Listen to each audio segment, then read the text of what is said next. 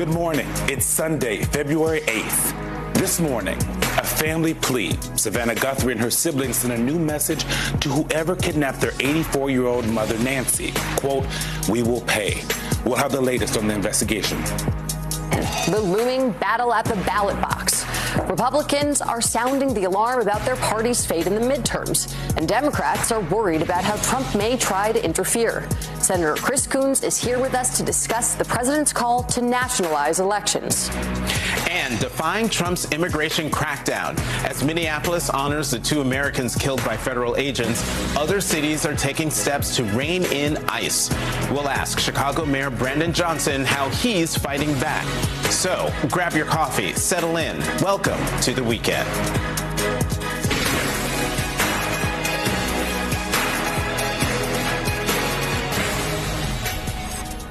Welcome to The Weekend. I'm Eugene Daniels, along with Jonathan Capehart and Jackie Alamany. We begin this hour with the latest developments on the search for Nancy Guthrie.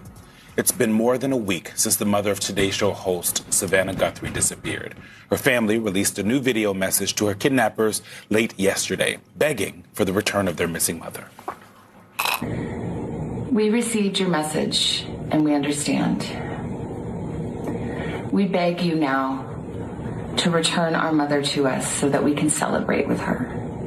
This is the only way we will have peace. This is very valuable to us, and we will pay. MS Now has confirmed that residents in Nancy Guthrie's neighborhood received this letter informing them that FBI agents are searching properties in the area. Joining us now from Tucson, Arizona is MS Now reporter Alex Tabbitt. Alex, thank you so much for getting up with us this morning. What more do we know about this investigation? Well, Eugene, as of now, the latest communication, the last communication we received from the Pima County Sheriff's Office is that they have not yet identified any suspects, persons of interest, or vehicles connected to this case. And this comes amid this absolutely heart-wrenching 22-second video that you just played from Savannah Guthrie and her siblings, which ends with the words, "We will pay." And it's important to remember how we got here. About a week ago, Nancy Guthrie first went missing from her home. Then on Tuesday morning, a purported ransom note was sent to TMZ along with some local news outlets here in Tucson.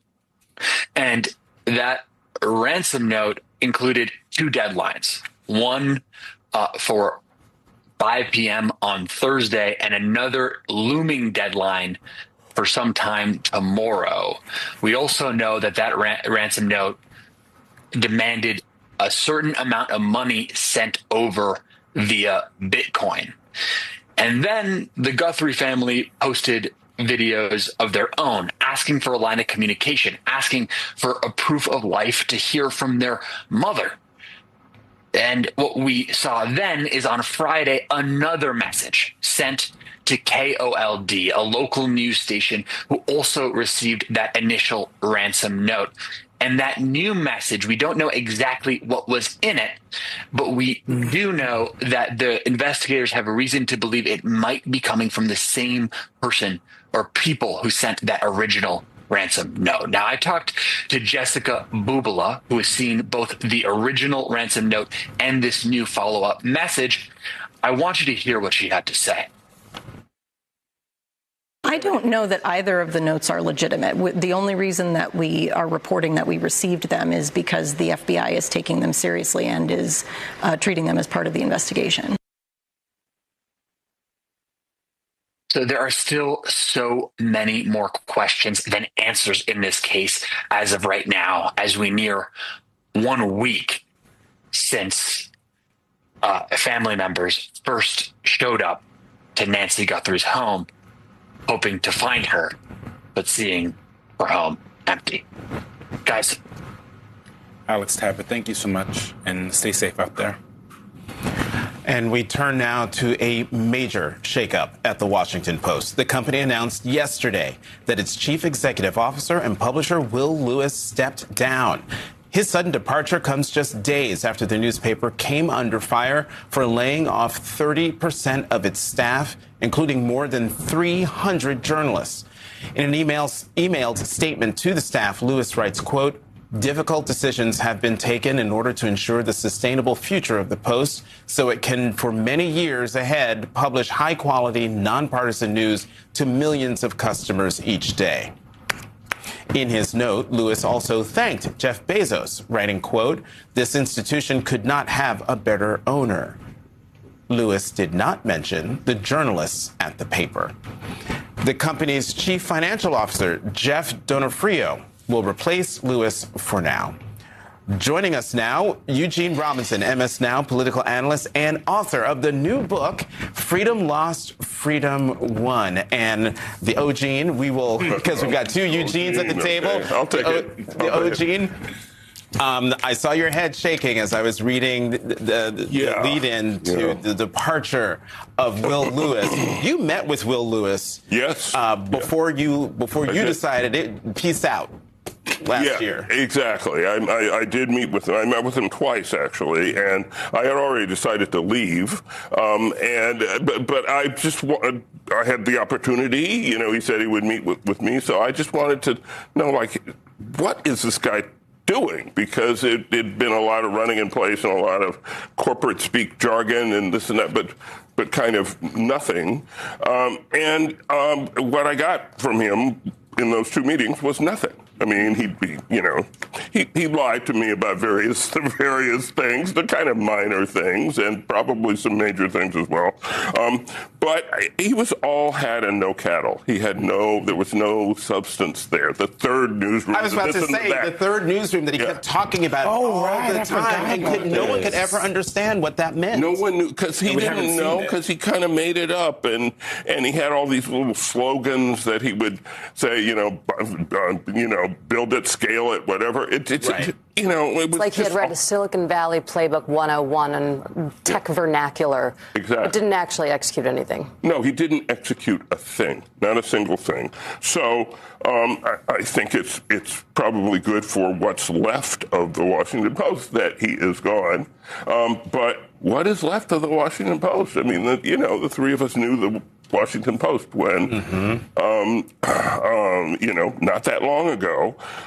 To lop off 300 journalists is unthinkable. It's unspeakable, and it leaves a sort of remnant that is not the Washington Post. Including journalists who were in the field in theaters of war. The Ukraine reporter. The Ukraine correspondent in the war zone. Closed all the Mideast bureaus. Gee, nothing happening there. Why would you have a Mideast bureau? I mean, just ridiculous, in my opinion, decisions made there, lopped off the sports section, the storied Washington Post sports section. Most of the photojournalists.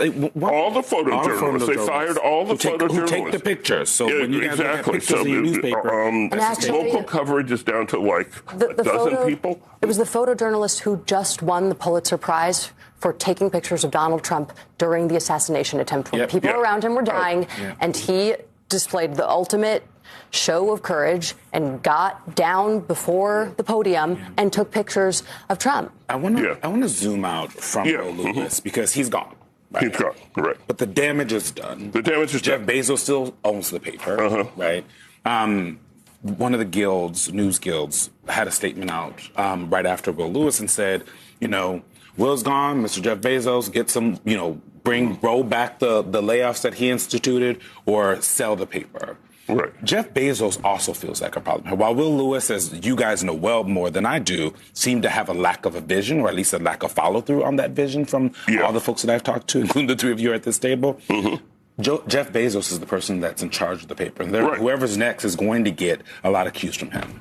Absolutely. He issued a brief statement last night about Lewis's departure and that now Jeff Donofrio, the chief financial officer, who I never met because he's just been there for a few months, is now the acting publisher and CEO.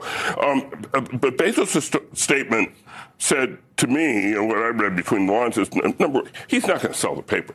No, why would he sell the paper? And number two, he, it seems to me, was obviously deeply involved in these layoffs. They're not going to be rescinded. Yeah. No, he's not going to hire people back. He and D'Onofrio essentially both talked about the paper now being, a more sustainable size, the staff being a more sustainable size going forward. And they said one other thing that at least I, a lifelong journalist, found kind of distressing, which is that the data will lead the way, right? The data will tell us what is valued and where to focus. And so, and it seems to me that's probably how the layoffs were conducted. The data showed them that people came to the Washington Post for national news and politics. And so we're going to focus on that, and we're not going to do all this other extraneous stuff. That is not, in my experience, and it's long experience, how great newspapers work, how great media organizations work. And if you follow the data exclusively, you're going to go down a hole. I think you're going to shrink rather than grow. But we'll see. We'll see.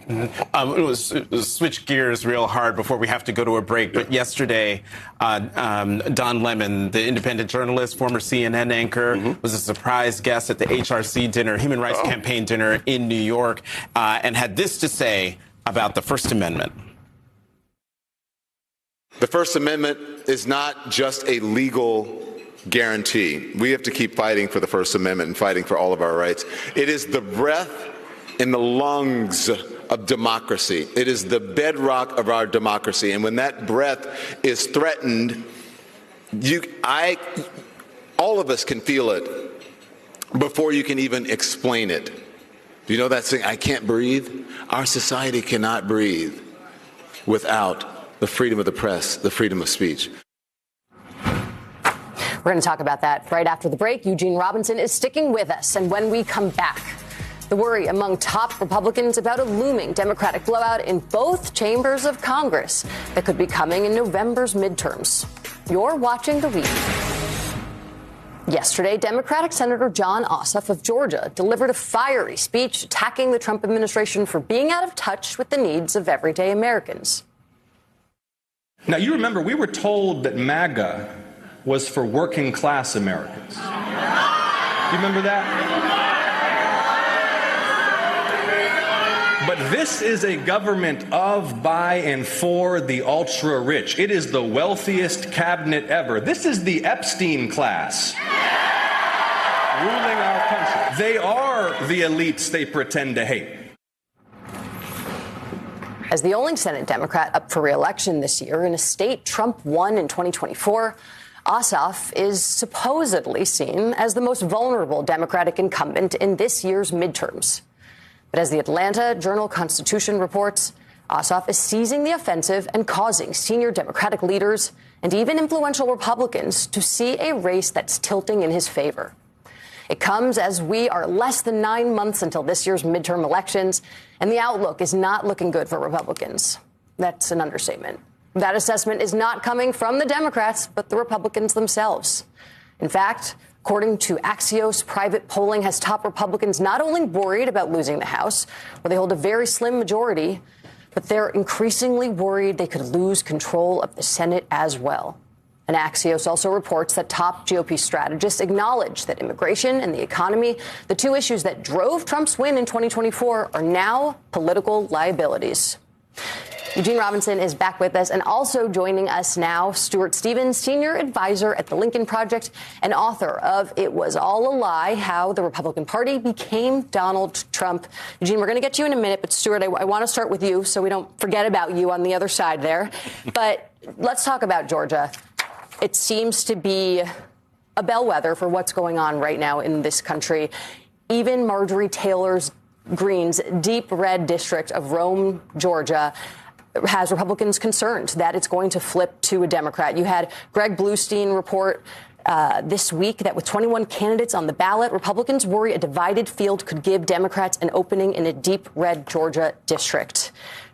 What are you hearing about Georgia, and what does this say to you about Trump's success in the first 2 years of his administration?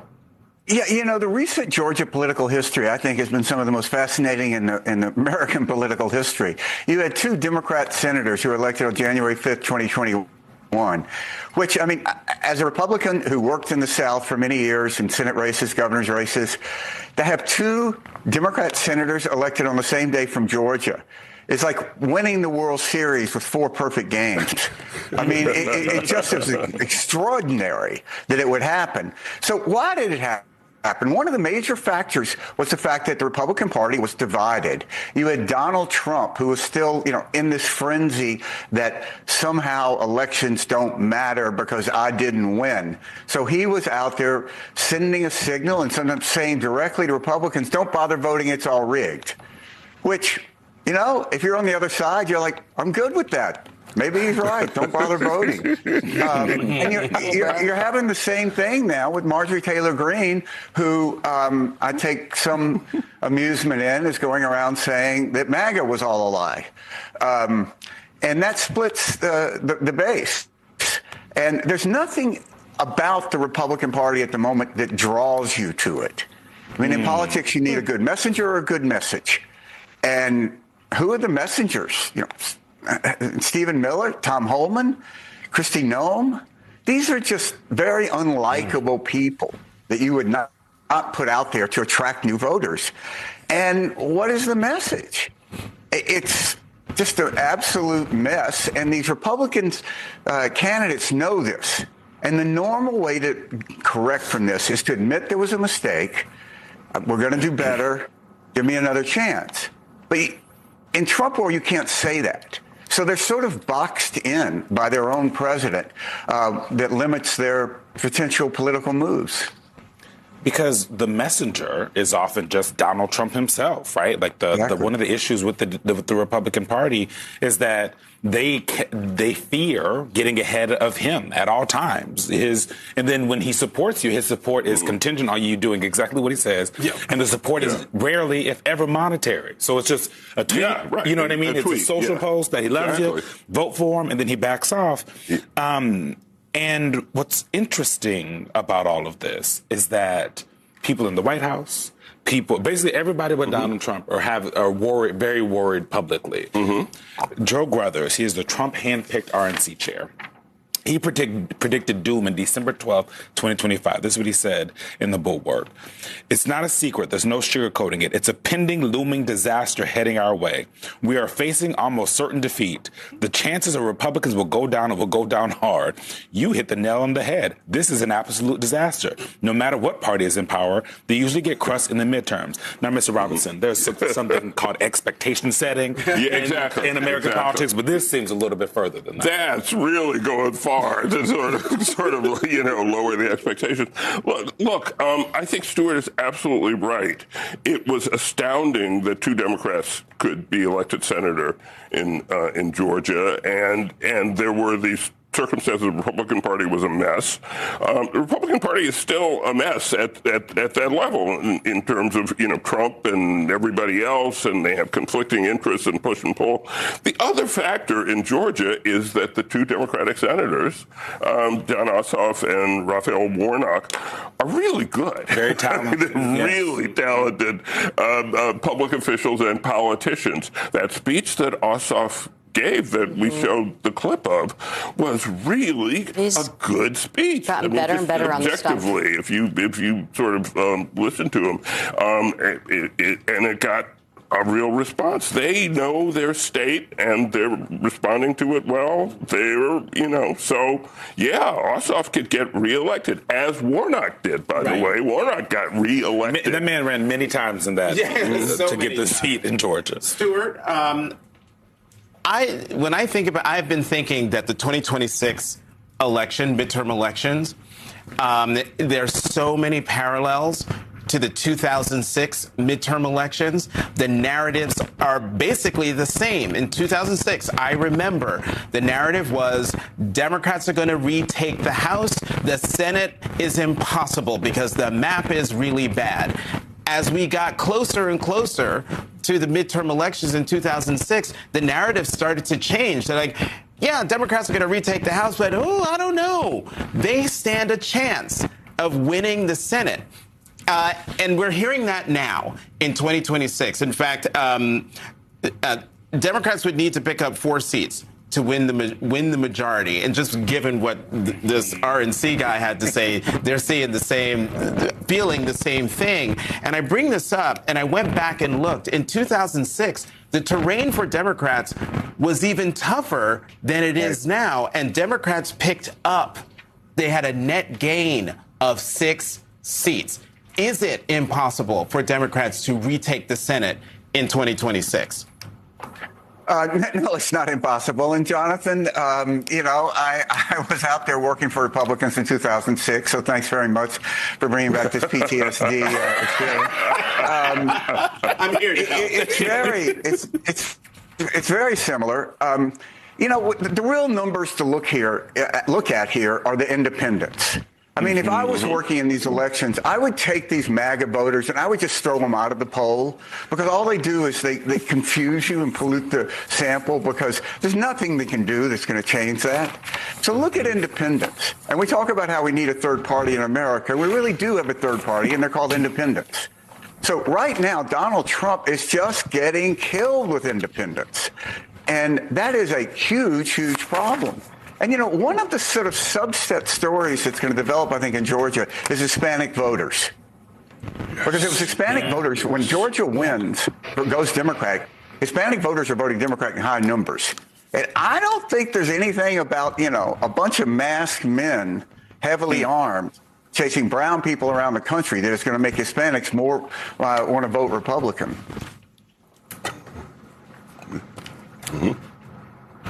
Yep. Thank you, Stuart Stevens. Right. So Gene is staying with us, because coming up, we're going to discuss the connection between Trump's racist rhetoric and racist policies. You're watching The Weekend. As outrage increases over President Trump's social media posts depicting the Obamas as apes, it's important to note that his racist rhetoric is just a reflection of the racist policies he's been pushing since day one of his presidency. Shortly after taking office the second time, Trump issued executive orders ending diversity, equity, and inclusion programs at federal agencies and in the private sector. And on Friday, a federal appeals court sided with the Trump administration and lifted a block on the president's DEI crackdown. Trump is also continuing his election fraud schemes and singling out cities with a majority black and brown population. This week, he falsely called out cities like Philadelphia and Atlanta for, quote, horrible corruption. On top of it all, the president is determined to rewrite black history. The latest attack includes removing the word racist from monument brochures describing the killer of civil rights activist Medgar Evers. Byron Della Beckwith, who murdered Evers in 1963, belonged to the nation's most violent white supremacist group, the White Knights of the Ku Klux Klan. And all of that was just this week. Eugene Robinson is back with us. Eugene, I have a Substack out today where I point out I've been calling Donald Trump a racist since 2015. 2015. Yeah. And I wrote a column just saying, dude's racist and he shouldn't be anywhere near the Republican Party nomination. Mm-hmm. And he sent me back a nasty gram. I think, do we have the picture of it? He didn't like what I wrote. So he writes, Jonathan, you are the racist, not I. Get rid of your hate, in quotation marks. And then you can see it on the left side of your screen. Best wishes. Donald Best Trump. Wishes, right. Thank you for your attention to this matter. Right. Yes. So anyone who's been paying attention to Donald Trump all these years isn't really surprised. Central Park 5. I mean, you can go way back. Way back. Donald Trump refusing to rent to black tenants when he was taking over the real estate company from his father. He got sued by the federal government and had to settle and essentially admit that that's what we were doing. Mm-hmm. So no, that the racism goes way back. And the racism also invades everything. Right? Because there's one thing for someone to be personally racist, right? Yes. For them to believe that black and brown people are beneath them. But then the question also becomes, when they're in politics, what do they do with that racist feeling, right? That racist mindset. And it appears to be, for Donald Trump, a way, not just the discrimination that you're talking about when he was renting, but also his claims of so-called reverse racism, upending the DOJ Civil Rights Division. This is from CBS earlier last month. Several former Justice Department employees said the department's focus is shifting. It will seek to protect white people against alleged, quote, reverse discrimination. Trump said civil rights protections and programs have hurt white people. I think that a lot of people were very badly treated. Yes.